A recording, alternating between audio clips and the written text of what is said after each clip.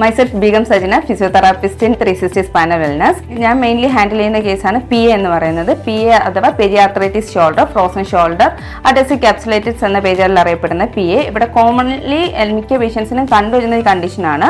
അത് shoulder injury കണ്ടീഷനാണത്. ഇപ്പോൾ കൂടുതലും വരുന്നത് ഡയബറ്റിക് പേഷ്യൻസിന് വരുന്നുണ്ട്.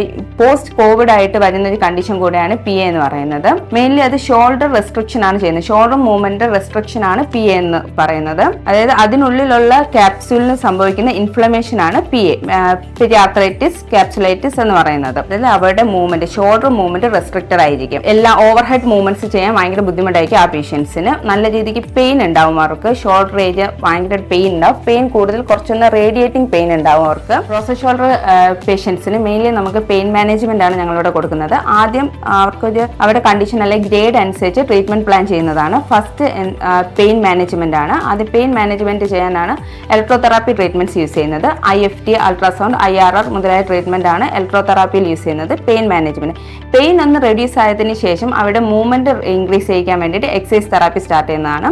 റേഞ്ച് ഓഫ് മോഷനിലെ എക്സസൈസ് തെറാപ്പി.